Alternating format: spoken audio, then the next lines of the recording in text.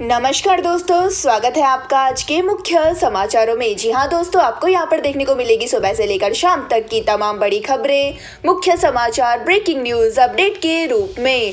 तो दोस्तों, आप सभी लोगों से एक छोटी सी रिक्वेस्ट है, इस वीडियो को ज़्यादा से ज़्यादा लाइक और शेयर करें। तो चलिए दोस्तों, जान लेते हैं आज की पहली बड़ी खबर। 106 हस्तियों को पद्म पुरस्कार। पडवानी गायिका उषा पीएम के सामने घुटनों के बल बैठी। हीराबाई ने राष्ट्रपति के कंधे पर हाथ रखा। तो दोस्तों, नई दिल्ली स्थित राष्ट्रपति भवन में राष्ट्रपति द्रौपदी मुर्मू ने बुधवार को 106 लोगों को पद्म पुरस्कार से सम्मानित किया है। और दोस्तों, राष्ट्रपति ने पहला सम्मान आर्किटेक्ट बालकृष्ण दोषी को दिया है। तो दोस्तों, उनकी बेटी ने पिता को मिला पद्म विभूषण सम्मान ग्रहण किया। इसके बाद दोस्तों, बिजनेसमैन कुमार मंगलम बिरला को व्यापार और उद्योग क्षेत्र में योगदान के लिए 22 मार्च को पद्म भूषण से सम्मानित किया गया। वहीं दोस्तों, बिरला परिवार में पद्म पुरस्कार पाने वाले कुमार मंगलम चौथे व्यक्ति बन गए हैं। इसके बाद दोस्तों, आपको बता दें कि पडवानी गायिका उषा को पद्मश्री से नवाजा गया और उन्होंने सम्मान लेने से पहले प्रधानमंत्री नरेंद्र मोदी को प्रणाम किया। इसके बाद उन्होंने राष्ट्रपति के पैर छूकर सम्मान ग्रहण किया। इसके बाद दोस्तों, अगली बड़ी खबर। महाराष्ट्र में फर्जी छापेमारी। जीएसटी के 3 इंस्पेक्टर बर्खास्त। 2 साल पहले बिजनेसमैन के यहाँ रेड कर 11 लाख रुपए टैक्स के नाम पर लिए थे। तो दोस्तों, महाराष्ट्र में गुड्स एंड सर्विस टैक्स के 3 इंस्पेक्टर को नौकरी से बर्खास्त कर दिया गया है। और दोस्तों, उन पर फर्जी छापेमारी के जरिए एक व्यापारी से टैक्स के नाम पर 11 लाख रुपए लेने के आरोप था। वही दोस्तों, जीएसटी डिपार्टमेंट ने अखबार में विज्ञापन जारी कर इस बर्खास्तगी की घोषणा की है। वही दोस्तों, महाराष्ट्र के टैक्स कमिश्नर राजीव मित्तल ने बताया कि महाराष्ट्र के इतिहास में ऐसा पहली बार हुआ है जब भ्रष्टाचार के मामले में दोषी अफसरों को हटाने की जानकारी अखबार में विज्ञापन के जरिए दी गई। तो दोस्तों, इसका मकसद जीएसटी डिपार्टमेंट की छवि को साफ रखना है। वही दोस्तों, आपको बता दें कि 14 जून 2021 को जीएसटी के 3 इंस्पेक्टर हितेश वसईकर, मच्छिंद्र कंगने और प्रकाश शेगर कालबा देवी में बिजनेसमैन लालचंद वानी गोटा के ऑफिस पहुंचे और उन्होंने लालचंद को अपना आई कार्ड दिखाया और कहा कि वे जीएसटी डिपार्टमेंट से है, जांच करने आए हैं। इसके बाद दोस्तों, अफसरों ने लालचंद को उसके पास ऑफिस में मौजूद कैश टेबल पर रखने को कहा और इस पर उन्होंने ऑफिस स्टाफ से बोलकर 3 लाख रुपए अफसरों के सामने टेबल पर रख दिए और अफसरों ने लालचंद से कैश के डिटेल मांगे और डॉक्यूमेंट भी दिखाने को कहा। वही दोस्तों, आपको बता दें कि इस कार्रवाई की पुलिस ने जांच शुरू की और इलाके में लगे सीसीटीवी के आधार पर 3 अफसरों की पहचान कर उन्हें 17 सितंबर 2021 को गिरफ्तार कर लिया गया। और दोस्तों, अब जीएसटी के डिपार्टमेंटल जांच पूरी होने के बाद उन्हें सेवा से बर्खास्त कर दिया गया है। इसके बाद दोस्तों, अगली बड़ी खबर। मनी लॉन्ड्रिंग में सिसोदिया की जुडिशियल कस्टडी 5 अप्रैल तक बढ़ी। जेल में पढ़ने के लिए किताबें मांगी, कोर्ट ने परमिशन दी। तो दोस्तों, शराब नीति केस से जुड़े मनी लॉन्ड्रिंग मामले में दिल्ली कोर्ट ने मनीष सिसोदिया की कस्टडी 14 दिन के लिए और बढ़ा दी है और दोस्तों, अब उन्हें 5 अप्रैल तक कस्टडी में रहना होगा। वही दोस्तों, 5 दिन की ईडी की रिमांड खत्म होने के बाद बुधवार को राउज एवेन्यू कोर्ट में सिसोदिया को पेश किया गया। इसके अलावा दोस्तों, सिसोदिया ने जेल में पढ़ने के लिए किताबों के लिए एप्लीकेशन दी और इस पर कोर्ट ने कहा कि सिसोदिया को किताबें दे दी जाएगी। तो दोस्तों, दरअसल सीबीआई और ईडी दोनों ही शराब नीति केस की जांच कर रही है और सिसोदिया को ईडी ने 9 मार्च को तिहाड़ जेल से गिरफ्तार किया था और वही मनीष छत्रा से 20 मार्च तक ईडी की रिमांड पर है और 23 मार्च से 3 अप्रैल तक उनकी कस्टडी सीबीआई के पास रहेगी। इसके बाद दोस्तों, अगली बड़ी खबर। जयराम रमेश बोले, अडानी नहीं मोदी जी चुप्पी तोड़िए। कहा भाजपा चाहती है हम जेपीसी की मांग वापस ले, हम यह सौदा नहीं करेंगे। तो दोस्तों, संसद में राहुल गांधी की माफी और अडानी के मुद्दे पर जमकर हंगामा हो रहा है और दोस्तों, इसकी वजह से लोकसभा और राज्यसभा में पिछले 7 दिनों से जरूरी बिल पास नहीं हो पा रही है। वही दोस्तों, इस बीच कांग्रेस नेता जयराम रमेश ने बुधवार को अडानी मुद्दे पर प्रेस कॉन्फ्रेंस की है और उन्होंने कहा कि पिछले 3-4 दिनों से कोशिश की जा रही है कि विपक्ष जेपीसी की मांग वापस ले ले, तो भाजपा राहुल गांधी से माफी मंगवाने वाली मांग वापस ले लेगी। वही दोस्तों, आपको बता दें कि उन्होंने आगे कहा है कि घोटाला केवल शेयर बाजार तक ही सीमित नहीं है, बल्कि यह पीएम मोदी और सरकार की नीतियों, नियत और इरादों से भी जुड़ा है। वही सुप्रीम कोर्ट में जो कमेटी बैठाई गई है उनमें जाने माने विशेषज्ञों की कमेटी है। इसके बाद दोस्तों, अगली बड़ी खबर। दिल्ली का 78,000 करोड़ का बजट। वित्त मंत्री ने सिसोदिया को राम बताया, बोले वनवास पर जैसा भरत ने किया वैसा करूंगा।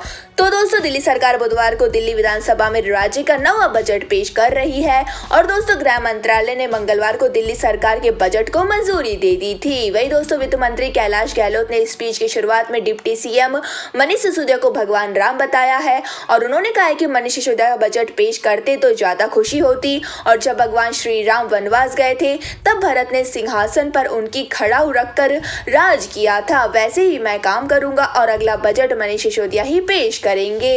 वही दोस्तों कैलाश गहलोत ने कहा है कि 8 साल में हमने दिल्ली का चेहरा बदला है। इस दौरान 28 फ्लाईओवर बनाए हैं और बिचौलिया राज खत्म किया है और दिल्ली में मेट्रो नेटवर्क को दोगुना किया और 193 किलोमीटर नेटवर्क बढ़ा और यह बजट दिल्ली के लिए जरूरी है क्योंकि हम G20 की मेजबानी कर रहे हैं और यह बजट साफ, सुंदर और मॉडर्न दिल्ली के लिए डेडिकेटेड है।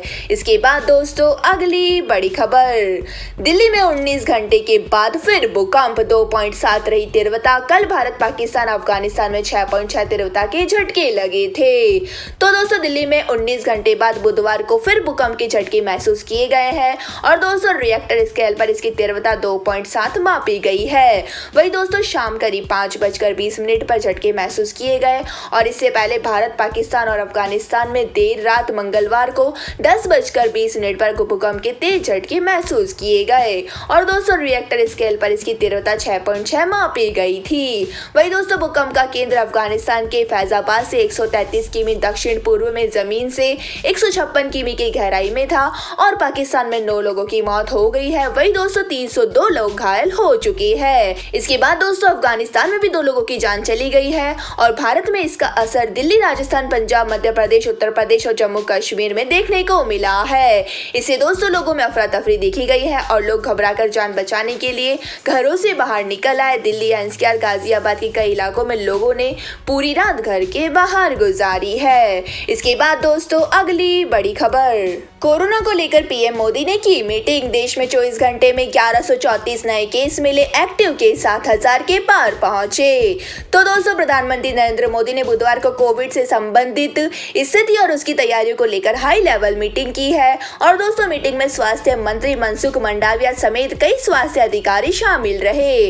वही दोस्तों भारत में मंगलवार को कोरोना के 1134 नए मामले सामने आए जबकि दोस्तों 5 लोगों की मौत हो गई है। वही दोस्तों 662 मरीज ठीक हुए। वही दोस्तों एक्टिव केस की संख्या बढ़कर 7026 हो गई है।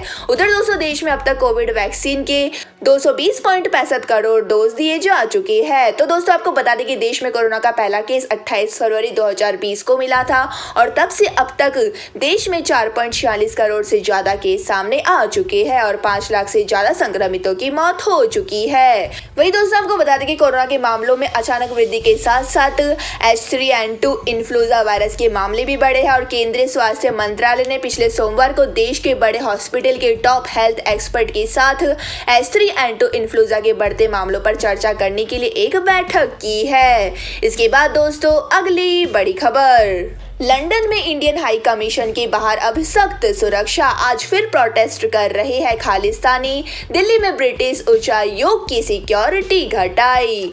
तो दोस्तों लंदन में इंडियन हाई कमीशन के बाहर आज फिर खालिस्तानी समर्थक प्रदर्शन कर रहे हैं और दोस्तों रविवार को खालिस्तानियों ने यहां प्रदर्शन के दौरान तोड़फोड़ की थी और तिरंगा उतार दिया था।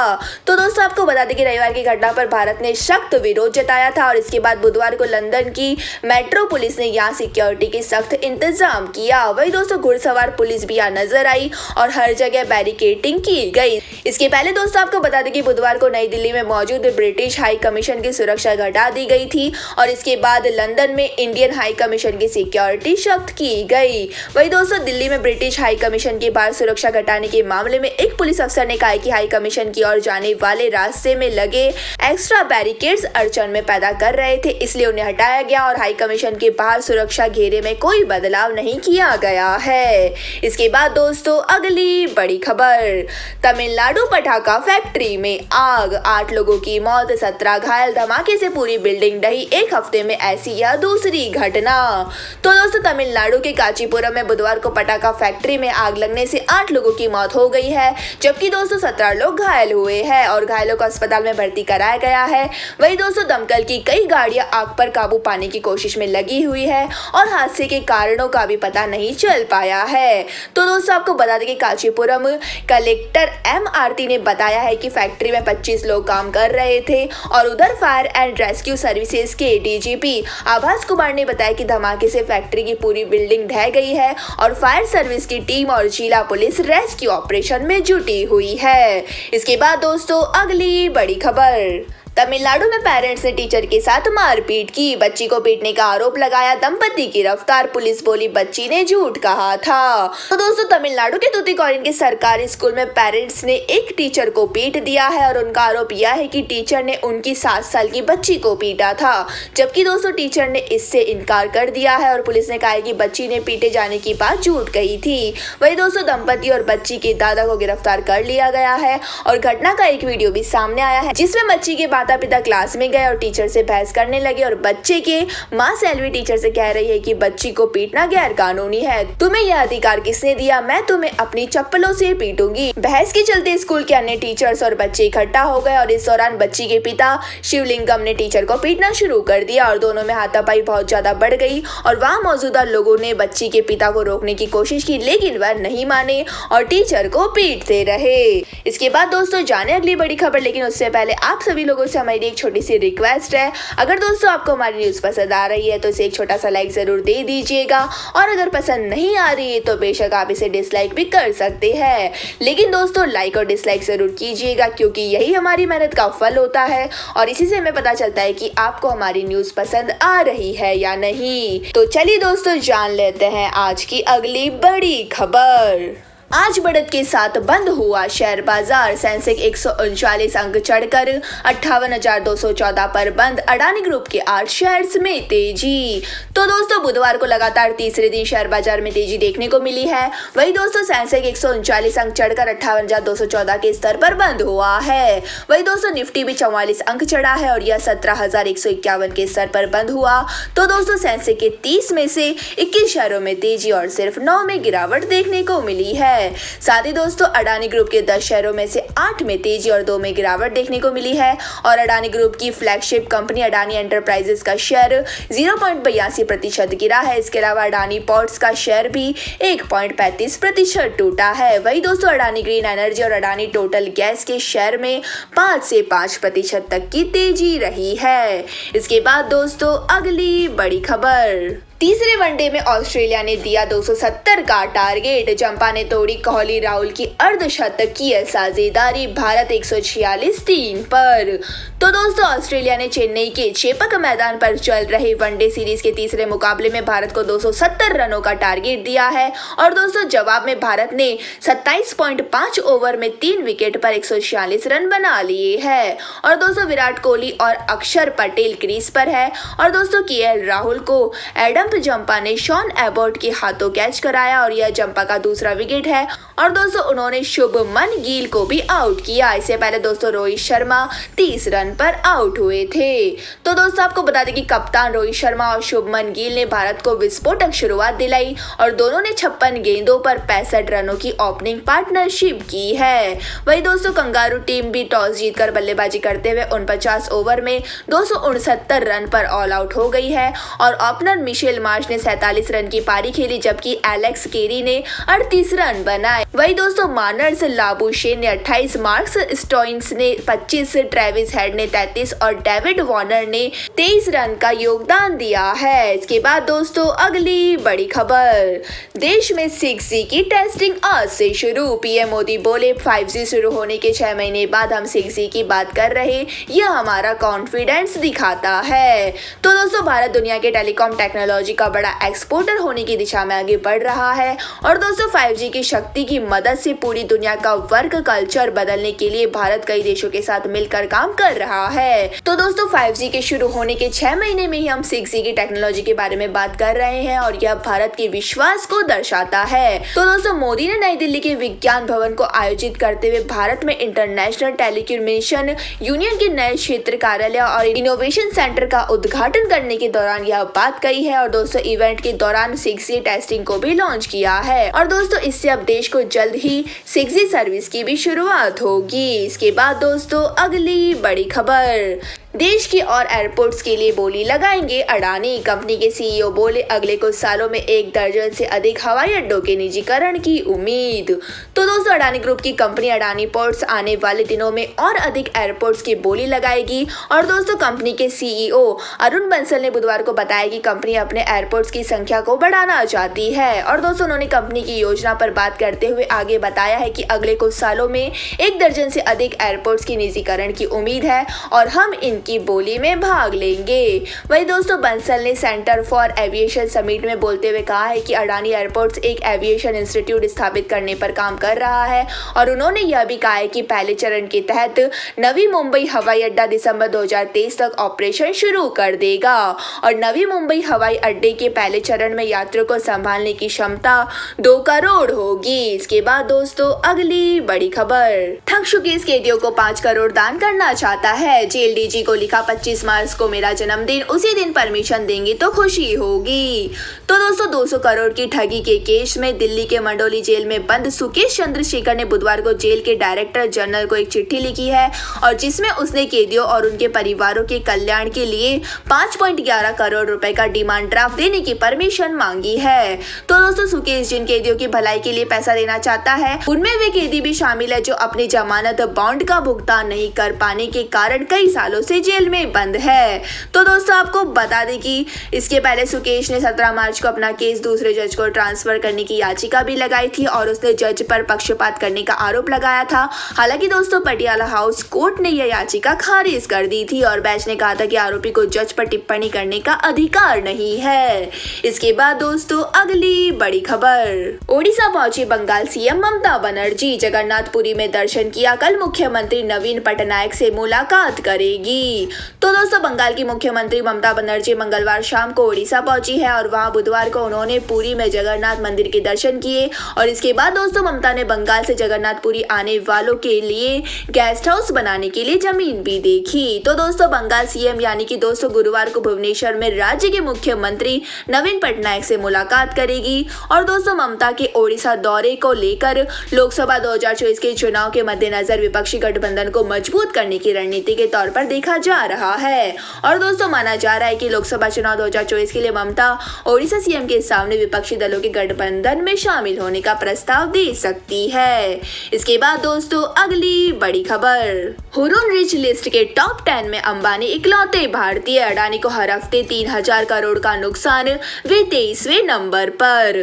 तो दोस्तों, अडानी ग्रुप के चेयरमैन गौतम अडानी दुनिया के सबसे अमीर कारोबारी की लिस्ट में दूसरे नंबर से फिसलकर 23वें नंबर पर आ गए हैं। और दोस्तों, बुधवार को M3M Hurun global rich list 2023 जारी की गई जिसमें यह जानकारी सामने आई है। वही दोस्तों, नेटवर्थ में साल दर साल 35% तक की गिरावट के साथ अडानी की कुल नेटवर्थ $53 बिलियन है। वही दोस्तों, आपको बता दें कि हुरुन के मुताबिक अडानी को पिछले साल के मुकाबले $28 बिलियन या हर हफ्ते 3000 करोड़ रुपए का नुकसान हुआ है। वही दोस्तों, ग्लोबल रिच लिस्ट के अनुसार RIL के चेयरमैन मुकेश अंबानी $82 बिलियन के साथ दुनिया के टॉप 10 बिलियनर्स की लिस्ट में एकमात्र भारतीय है। इसके बाद दोस्तों, अगली बड़ी खबर, HAL में 3.5% हिस्सेदारी बेचेगी सरकार। इसे सरकार को 2867 करोड़ रुपए मिलेंगे।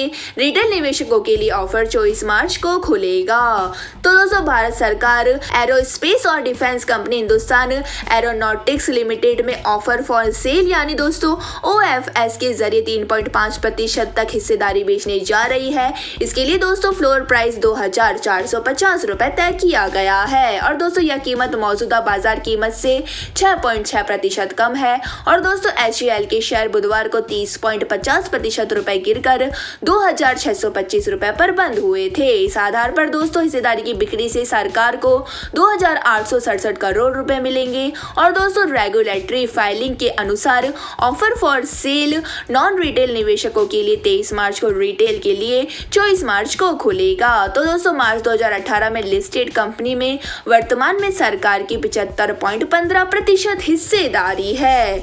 इसके बाद दोस्तों, अगली बड़ी खबर, पीएम मोदी के खिलाफ पोस्टर लगाने पर 36 FIR दर्ज। आम आदमी पार्टी के ऑफिस से निकली वैन में भी मिले पोस्टर, 6 गिरफ्तार।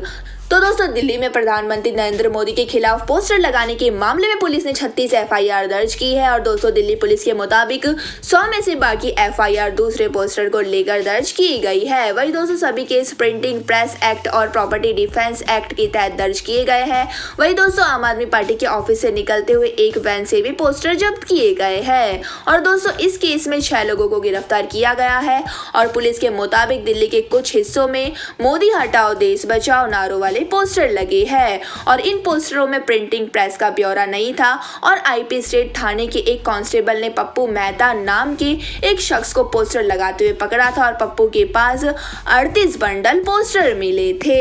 तो दोस्तों यह थी आज की तमाम बड़ी खबरें। इसके बाद दोस्तों बारी आती है आज के माइंड क्यूज क्वेश्चन की। जी हाँ दोस्तों, एक आसान से सवाल का जवाब देकर आप जीत सकते हैं एक अमेजिंग सरप्राइज हमारे यूट्यूब चैनल की ओर से। तो दोस्तों आज का सवाल आपकी स्क्रीन पर आ चुका है। ताजमहल किस नदी के किनारे पर स्थित है? जी हाँ दोस्तों, अगर आप जानते हैं ताजमहल किस नदी के किनारे पर स्थित है तो दोस्तों फटाफट से हमारे सवाल का जवाब दे। और दोस्तों अगर आपका जवाब होता है सही और आप चुने जाते हैं लकी विजेता के रूप में तो दोस्तों आपको मिल सकता है एक सरप्राइज गिफ्ट हैम्पर हमारे यूट्यूब चैनल की ओर से।